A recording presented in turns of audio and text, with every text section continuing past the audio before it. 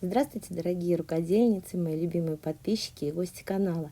Сегодня будем делать кошелек, поэтому я думаю, что всем пригодится. Кошельками многие пользуются, большинство, я бы даже сказала. Это очень простая модель, здесь всего 6 швов, но я себе усложнила задачу тем, что взяла заменитель кожи. Это непростой материал, и, конечно, я поняла в результате, что все-таки для того, чтобы с ним работать, нужно все-таки специальное оборудование, специальная машинка профессиональная. Но взяла уже и буду делать. Вы по ходу моих слов видите, что я делаю выкройку со всеми размерами, я вам их показала. В ширину моя заготовка 40 сантиметров, а в длину 33. Но можно было бы взять вообще 30 сантиметров, этого было бы достаточно. И вот этот круглый, это будущий клапан, я его делала высотой 9 сантиметров, а достаточно было бы и 8. Но так как я собираюсь вышивать на этом клапане, то я сделала его подлиннее, побольше. Чуть не забыла поставить петельку, но вовремя вспомнила. Я кончики резиночки заматываю, чтобы они у меня не расходились, чтобы мне их не держать, чтобы удобнее было скалывать. Скалываю булавочками и иду на машинке, прошиваю по показанным пальцем местам. Прошила. Вторая моя ошибка, я тут накосячила, вообще косячила по полной в процессе. Я взяла ткань, которая немножко стрейчи, видите, она у меня чуть-чуть волной пошла в одном месте. Но ничего страшного, распарывать я ничего не стала. Делаю надсечки на круглой части, чтобы удобнее было выворачивать. Но, во-первых, это кожезаменитель, и поэтому он топорщится все равно. Как бы я там надсечки не делала, он даже там, где прямые линии, все равно топорщится. Поэтому решила его разгладить, естественно, через ткань, потому что там он так может прилипнуть к утюгу, во-первых, и просто расплавиться.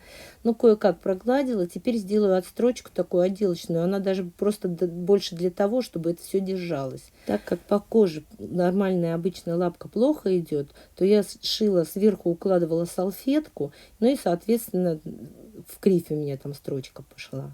Провожу вертикальные линии от клапана, я буду вышивать. Это я выделила зону вышивки, где у меня будет эта вышивка находиться. Выбирала нитки, но в результате остановилась на таких светло-сереньких. Вышивать я буду на своей швейной машинке. Обычным порядком наматываю на шпульку нитки. В шпульном колпачке ослабляю винтик. Но у меня на самом деле этот шпульный колпачок, который отдельный у меня для всех экспериментов. Поэтому у меня здесь уже просто настроено натяжение посвободнее. Верхняя нитка у меня будет светлая, серая. И буду вышивать лапкой для стежки с открытым кольцом, чтобы было повиднее. Вставляю шпульку в машинку, обычным порядком достаю нижнюю нитку и убираю рычажок, который опускает нижний транспортер, вот эту вот пластину. У кого нет такого рычажка, значит, у вас специальная пластинка прилагается к вашей машинке, которая закрывает эти зубчики. Опять у меня проблемы со стежкой именно из-за того, что снизу вот эта кожаная часть, и она очень плохо по машинке двигается. Поэтому я начала, но потом у меня пошло все в кривь. Мне пришлось придумывать, как мне быть. Подложила снизу салфетки, чтобы меньше было трения по машинке. И тогда стало более-менее получаться. Вот бывает, иногда шьешь, и все как по маслу. Прям все как задумала, так и происходит. А здесь у меня с этим кошельком вот косяк на косяке. Постоянно какие-то у меня случались неприятности. Поэтому, я не знаю, может быть, у вас тоже так бывает, что вот вроде стараешься, все делаешь как положено, но все равно то там немножко, то тут немножко. И в результате все изделие получается с какими-нибудь небольшими косяками. Вот так у меня с этим кошельком. Мне надо было сразу салфетки приколоть, чтобы вот их не подкладывать каждый раз. Но я сразу не сообразила. Потом-то я уже сообразила и приколола их сразу. Вот. Обвожу. По контуру я нарисовала, но вообще у меня очень плохо получается стягать по нарисованному. Но мне надо было хотя бы примерно схематически нарисовать, что я планирую делать. Здесь еще более-менее я как-то посмелее стягала, но все равно не все получилось так, как я планировала. Мне хотелось, чтобы было как можно меньше узелков, поэтому я привела вот свой рисунок к той точке, откуда начинала. И вот эти нитки туда, наизнанку просовываю с помощью иголки, потому что так они ниточкой не продернутся, они толстые слишком, они вот ирис. Вот, и связываю узелок, тонкие нитки с тонкими, толстые с толстыми, для того, чтобы эти узелки крепче держались. И у меня осталось вот эти вот завитки сделать, еще по контуру пройти разочек и закончить на следующем завитке. Вот так вот получилось, сделала.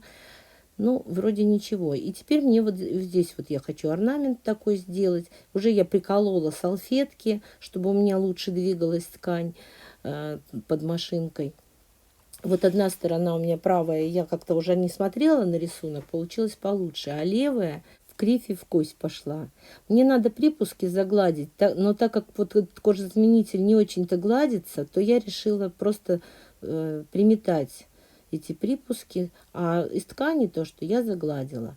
Пройду теперь зигзагом по краям, также с ниткой ирисом в шпульке.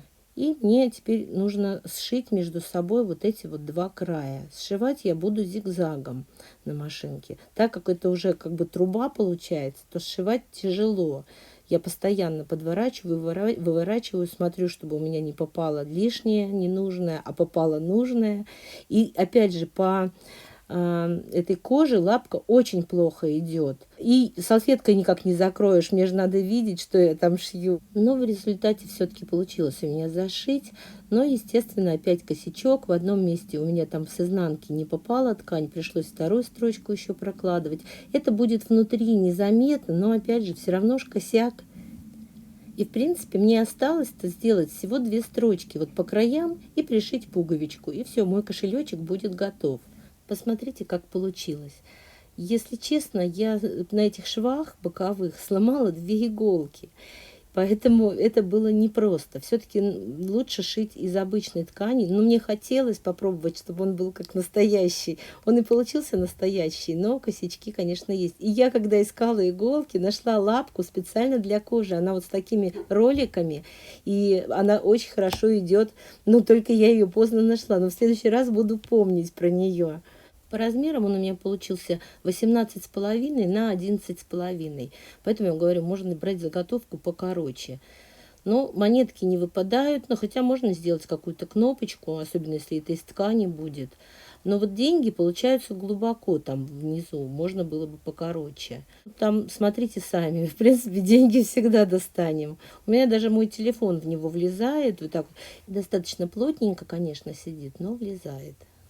Пуговицу я теми же нитками, которыми вышивала, я отделочным стежком вышила, и, по-моему, она очень хорошо сюда подходит. По размерам получился больше, чем кошелек, и меньше, чем клатч. Если вот сюда приделать шлевочки какие-то, то можно на тонком ремешочке носить как сумочку. Ну, а если сделать размер больше, то, естественно, и вообще получится клатч хороший такой.